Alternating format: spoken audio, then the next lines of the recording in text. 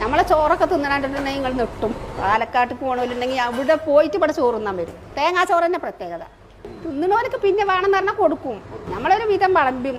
ഒരാൾ തിന്നിപ്പോൾ ഇത്രയെന്ന് അറിയില്ലേ. ഇനി പോയി അധികം തിന്നണമെങ്കിൽ നമ്മൾ രസം ചോദിച്ചാൽ പോലും കൊടുക്കും. ഒരു പ്ലേറ്റ് ബീഫും തേങ്ങാച്ചോറും 140. അപ്പോൾ ഞങ്ങൾ ഇന്നുള്ളത് മണ്ണാർക്കാട് മണലടിയിലാണ്.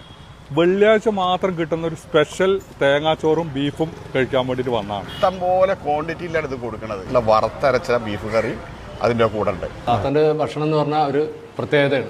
ഇപ്പോൾ ഉച്ചയ്ക്ക് ഇപ്പോൾ കുറച്ചുകൂടി കഴിഞ്ഞ് കഴിഞ്ഞാൽ ഇവിടെ ആൾ നിറയും.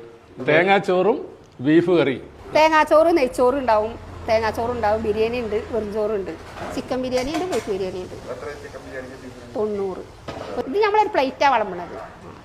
എനിക്ക് 4 പേരക്കുട്ടികൾ ചെറിയ ചെറിയ കുട്ടികൾ. നമ്മളെ ഭക്ഷണമാണ് ഇവിടെ കഴിക്കും. നമ്മളും ഇവിടുന്ന് കൊണ്ടുപോയി രാത്രി ഇവിടെ ബാക്കി ഉണ്ടെങ്കിൽ കൊണ്ടുപോകും. നമ്മളും ഇവിടുന്ന് കഴിക്കുന്നതാണ്. 80 റുപ്യേൻ്റെ ബീഫ്, 60 റുപ്യേൻ്റെ തേങ്ങാച്ചോറ്, അതിൻ്റെ ഒപ്പം ബീഫിൻ്റെ തേങ്ങ അരച്ച ഒരു കുറുമ, തൈര് സലാഡ്, അച്ചാറ്, പപ്പടം, ഇതൊക്കെ പാടെ ചേർത്തിട്ടാണ് 140 റുപ്യ.